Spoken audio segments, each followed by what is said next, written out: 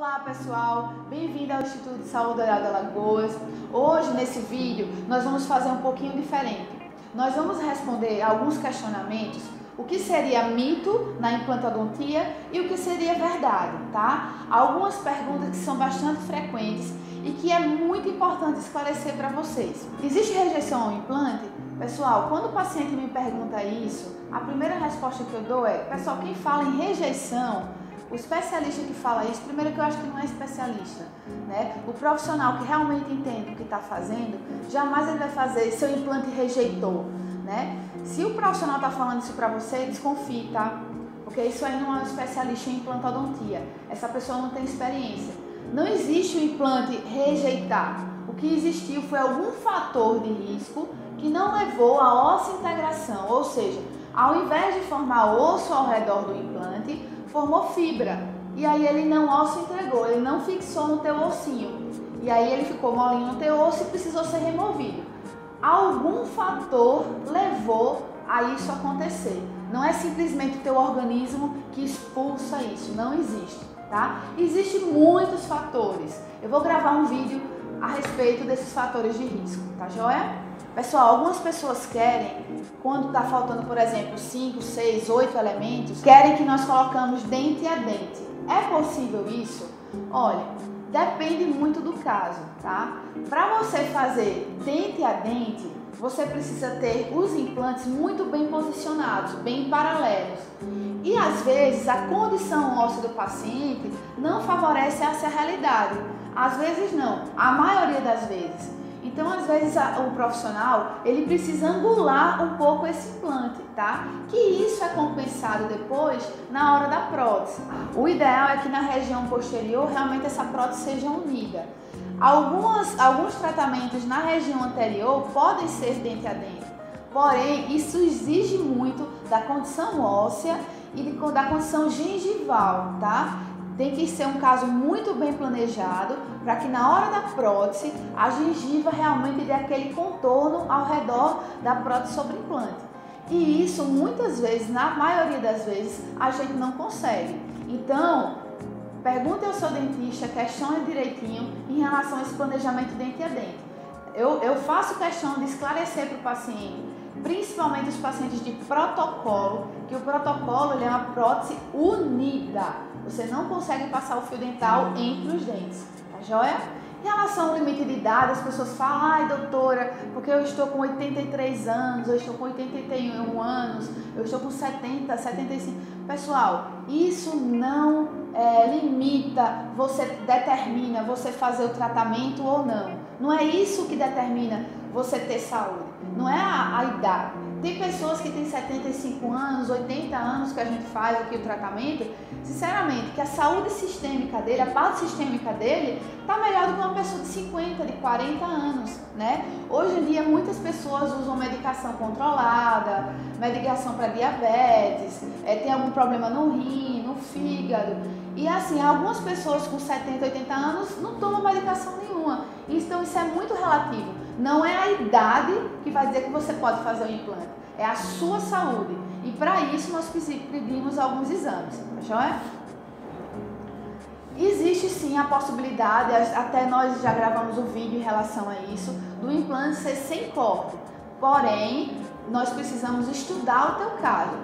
Deixar bem claro, não são todos os pacientes que a gente pode fazer o flapless, que seria um implante sem corte. Seria um prazer a gente fazer todos os casos dessa forma, mas até seria descuido a gente fazer essa técnica em todos os pacientes, porque na maioria dos pacientes a gente precisa realmente abrir a gengivinha para poder a gente enxergar o osso e assim efetivar, instalar o implante da melhor posição e a melhor forma possível. Portanto, é possível fazer, porém depende muito do caso.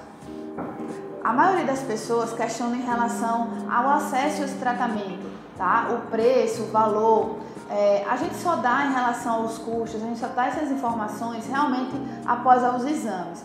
O que nós podemos fazer é dar mais ou menos a base dos valores que seriam necessários para fazer esse tipo de tratamento.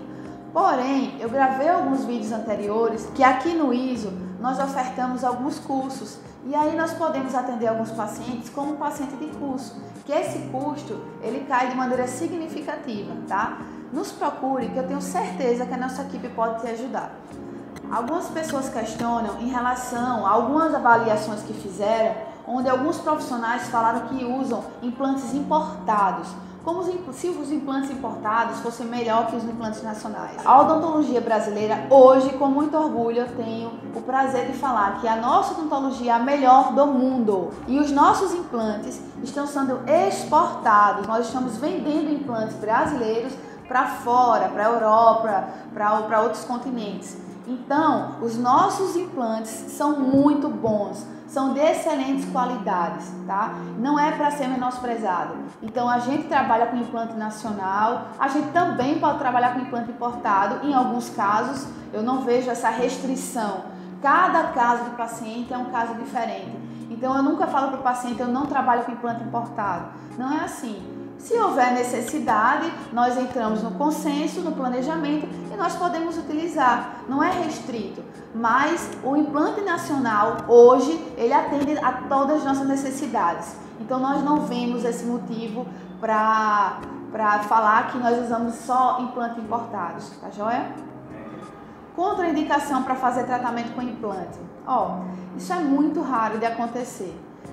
Eu só poderia falar em relação a dois assuntos. A parte sistêmica do paciente, às vezes o paciente é diabético e a glicemia dele está totalmente descompensada.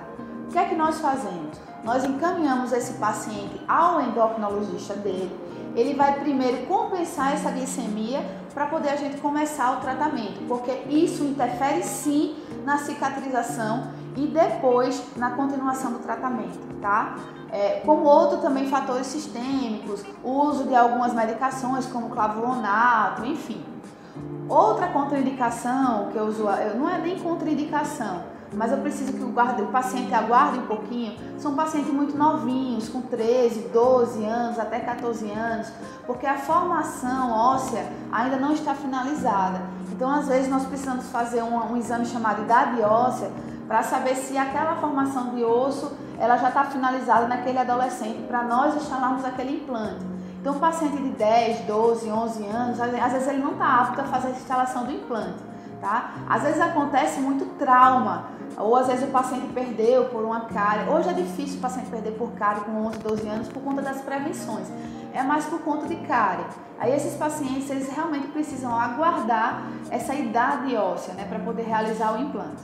Algumas pessoas falam, ai doutora, minha boca tá murcha, eu nem vou aí fazer uma avaliação com a senhora, porque eu não sei, eu tenho certeza que eu não tenho osso. Não é assim, pessoal, não é assim clinicamente que você vê se você tem osso ou não. Às vezes até nós profissionais, nós palpamos a região e eu acho que não tem osso. E às vezes acontece muito o contrário, nós palpamos a região, tem muito osso, ficamos felizes. Pedimos a tomografia, não tem osso. Ou ao contrário, achamos que não tem osso e tem. Então apenas o exame tomográfico vai mostrar pra gente se realmente tem osso ou não. E se você não tiver osso, não se preocupe. Hoje em dia nós temos várias técnicas de enxerto ósseo, como eu já gravei um vídeo falando sobre isso. O enxerto autógeno, que é aquele que você doa de você para você mesmo. Tem o PRF, que é o plasma rico em fibrina, que nós utilizamos no seu próprio sangue. Tem os biomateriais, que são os ossinhos em pó. Enfim, nós temos vários artifícios que nós podemos fazer para ajudar você nesse momento. Não contraindica você não ter osso, tá? É um planejamento, é uma etapa a mais. Em relação ao repouso, que o pessoal se preocupa em relação à vida social, ao trabalho, a retornar às suas atividades normais. E isso vai depender de cada caso. Um implante unitário, 1 dia ou 2 dias no máximo. Um protocolo, geralmente 2, 3 dias. Um enxerto, ele vai depender muito de qual enxerto foi feito. Se foi um enxerto autógeno, tirou um ossinho para colocar em outra região, abriu a maxila toda, aí realmente a gente precisa de um tempo de recuperação maior, tá joia? Mas um implantezinho unitário, 2 ou 3, seria 1 ou 2 dias de repouso, tá? E o acompanhamento sempre do profissional que fez aquele procedimento. O fumante, a gente sempre tenta fazer um protocolo de abstinência com ele. mas eu sei que nem sempre é possível, pessoal, porque a nicotina realmente ela é o vício que o paciente tem, ele precisa daquela substância, né? Nós sabemos disso, é complicado. Então, assim, a nicotina, ela realmente, ela dificulta, ela faz uma vasoconstrição desses vasos e ela dificulta a chegada dessas célulazinhas ósseas para formar o osso. Então, ela atrapalha a cicatrização, ela atrapalha a chegada dessas células. Então, nós pedimos que pelo menos diminua essa quantidade de incidência da nicotina, né, da fumaça na região oral, antes e depois do procedimento de implante.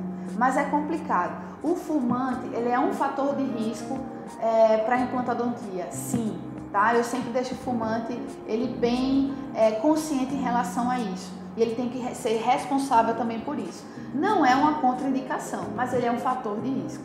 Nos vemos nos próximos vídeos. Espero que tenham gostado do tema. Curtam, compartilhem nossas fotos no Facebook, no Instagram e no nosso site www.isoalagoas.com.br.